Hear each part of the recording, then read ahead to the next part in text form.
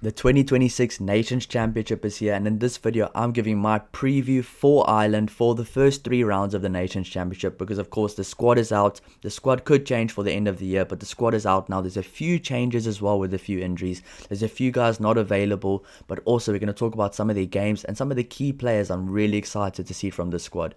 Before we do get into it, if you do enjoy the content, please don't forget to like and subscribe to help the channel grow. I appreciate all the support, and I'm pretty sure most of the people that have been watching my videos have been Irish fans, and I appreciate all the support.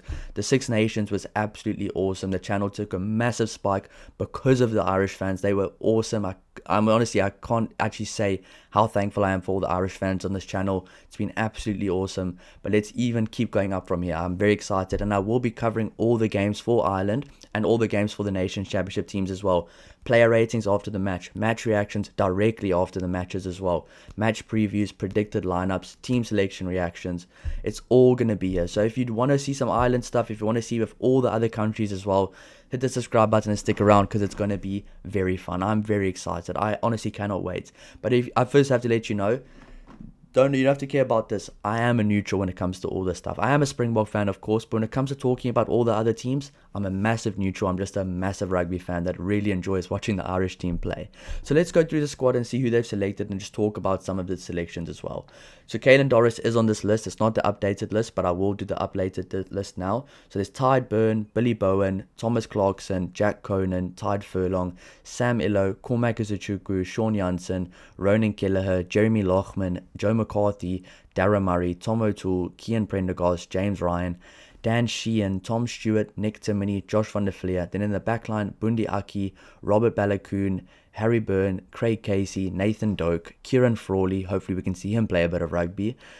Jameson Gibson Park, Robbie Henshaw, Hugo Keenan, Stuart McCloskey, Jimmy O'Brien, Tommy O'Brien, Jamie Osborne, Sam Prendergast, Gary Ringrose, and Jacob Stockdale. And the Ward brothers, I forgot their first names here. Bryn Ward and Zach Ward have just been called up as well to the squad because Caelan Doris is injured. Unfortunately, he will miss this Southern Hemisphere leg of the Nations Championship, which is a massive blow for Ireland. But I was thinking about this last night. I was like, yo, that's a big blow for Ireland. How are they going to recover? And I thought to myself, wait, they've got Jack Conan. Jack Conan's a flippin' awesome player. He's an absolutely incredible player. He's a British and Irish Lion player as well. So I think Ireland will be okay. I'm not sure who's going to be captain. If I was the Ireland selectors, the Ireland coaching staff, I would probably make Tide Byrne captain or someone along those lines. I think that just makes sense, a Tide Byrne or even a Jack Conan. I mean, I would put Jack Conan in and make him captain possibly, or a guy like Tide Byrne. So there's a few guys I would make captain there. The nice thing about the Ireland team is that all these guys can be captain. But I think I did see, actually, and I'm thinking about it, that Dan Sheehan might be the captain going forward. I'm not too sure. Let me know in the comments down below. I literally am recording this literally right as soon as I heard the news about Caelan Doris as well. So I think they said something about Dan Sheehan, but I won't be surprised if it's Tide Byrne either. But all these guys in this team are captains anyways. These guys are all experienced.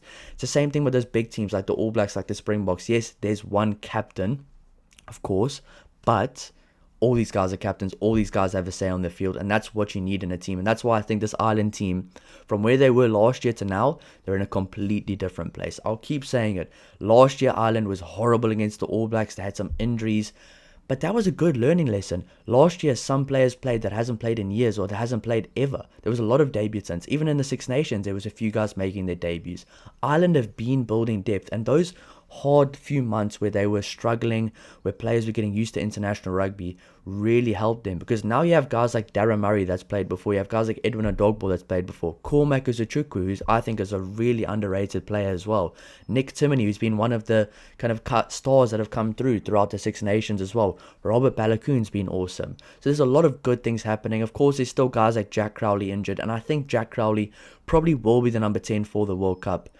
But guys like Sam Prendergast recently, I know all the Ireland fans at a stage as well, and a lot of fans in rugby didn't like Sam Prendergast, but recently, the last few weeks on form, I'd probably pick him for that number 10 jersey with Harry Byrne on the bench, because Sam Prendergast has a very high upside as well as a bit of a big downside as well. So if you get the best Sam Prendergast, you're probably going to win some big rugby games, because he is one of the best players on attack in the world when he gets it going. I really do believe that. The last few weeks he's been awesome.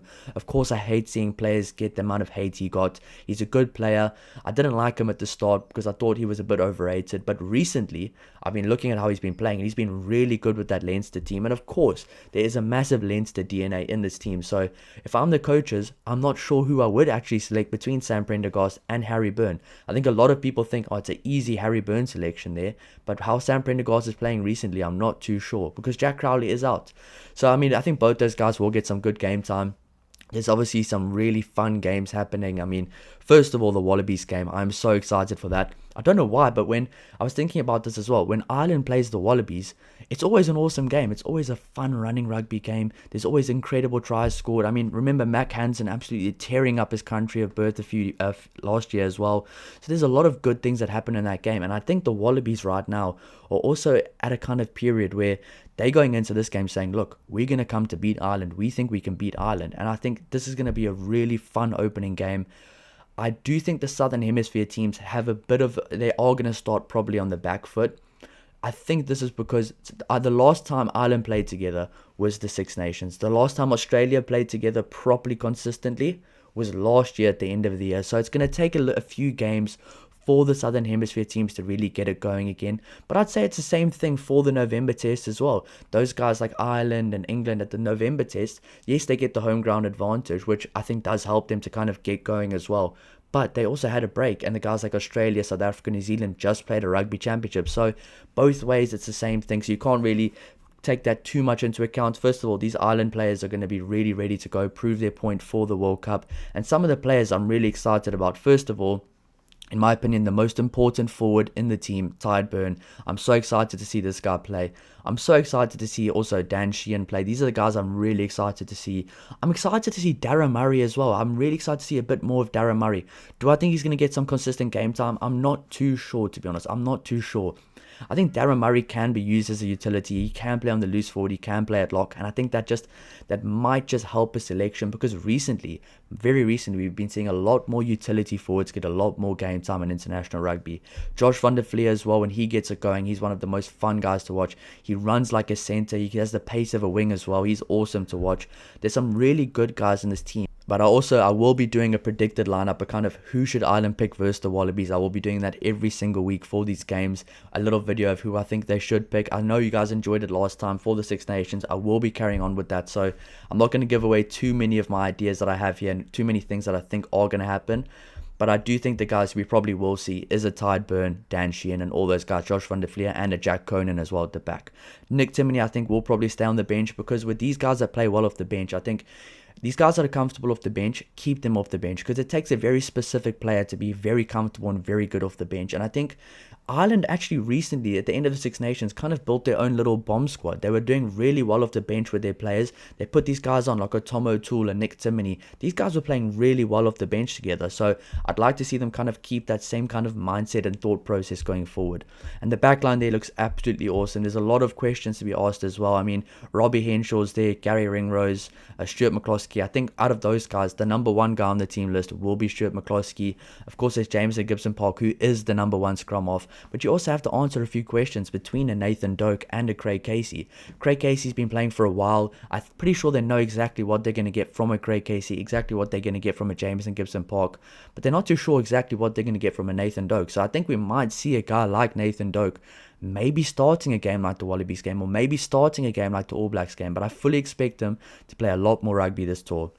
But just talking about the games, the first game is the Wallabies. I'm so excited for that one. I think it's going to be a really fun game of rugby. The second game is Japan. I think for predicting the lineups, that one's going to be a very fun one. I think that's going to be a completely different lineup. Of course, Ireland aren't going to take Japan lightly. Japan can beat some big teams, and Japan beat Ireland in the 2019 World Cup. Sorry, Ireland fans, I had to say that, because Japan plays good rugby at home. Much better rugby than when they do tour away from home. But that being said, I think Ireland, with the team they have right now, will be confident enough to play some different combinations for that game, try a few things out as well, and get the results still as well. So I think that will be a really good game to see guys like a Cormac Uzuchuku, a Darren Murray, Joe McCarthy, and those guys to put a younger group of players together to kind of build that depth and experience as well. And I think a guy like a Joe McCarthy could be leading the team in that game as well, or Dan Sheehan, because Dan Sheehan's still a young player as well. So I personally am really excited for that Japan game as well, because it's a game where they can try a lot of different things. Then of course the final game, the big one, against the All Blacks. I think that is going to be an absolute spectacle of a game. I cannot wait for that game. That's going to be an absolute showcase. I really cannot wait for this game. I think the All Blacks are going to be better this year. I think Ireland has already become better this year than they were at the end of last year. I think it's going to be absolutely awesome. We might see a Dan Sheehan versus a Safu Amua. We might see guys like Tide Burn versus Artie Savia. Jamison Gibson-Park against Cam Roy-Gard. It's going to be absolutely awesome. Maybe a Prendergast if he's on form against a guy like Ruben Love. Stuart McCloskey against a Geordie Barrett. Robert Balakoon against a Finianga Nafu. This could be an absolutely awesome game, and I really think it is going to be. It's always going to be difficult beating the All Blacks in New Zealand, but for some reason Ireland have figured out how to do it, and it's up to the All Blacks to kind of stop that momentum and stop that kind of mental battle that they have going on with Ireland touring to them. It's going to be an absolutely awesome game. I'm not too sure where they are playing. I probably am guessing they might be playing at Eden Park, because that is the place, that is the fortress for the All Blacks. They maybe have a bit more of good luck there as well. So I think it might be played at Eden Park. I'm not too sure. I'll have to check. But some 3 really good, exciting games for Ireland. Of course, at the end of the year, they'll be playing the likes of a Fiji, Argentina, and South Africa as well, which I think will be awesome. But I think this will be the most exciting part of the Nations Championship for Ireland. A really fun squad selected. Of course, the Ward brothers as well, they can come in there. Sean Janssen's been really awesome. I've seen all the comments about people raving about Sean Janssen as well. Kian Prendergast, captain for Connacht. Can he be the captain in that game against Japan as well? There's some really good youngsters coming through, and I think there's a lot of opportunities here to kind of get your combination settled, give guys opportunities, and bring inexperienced guys in. So me personally, I'm really excited about this Ireland team, and I'm really excited to see some of these guys in the backline, like a Jamison Gibson-Park, like a Robert Balakoon, like a Hugo Keenan, who's been awesome. And I mean, of course, Stuart McCloskey, I said, probably will be nominated for World Player of the Year if he carries on this way. So some really exciting things happening. Let me know in the comments down below who you are the most excited to see play from this Ireland team. Let me know some of the combinations you think they're going to pick for that Wallabies game as well. And of course, let me know which game you are the most excited for. I'm most excited probably for the All Blacks game, but I'm looking at that Japan game and thinking that could be a fun one to watch as well, with a lot of changes in the team as well. But it's going to be absolutely awesome. I will be covering it all right here on the channel, so please hit the subscribe button if you do enjoy the content, because I'm trying to get out to Ireland this year. I really want to go to the Springboks vs Ireland game. I think it's in November this year. I really want to go to that one in Dublin. Never been there before, but I really want to. Hopefully I can get there. But I'll see you guys in the next one. Cheers.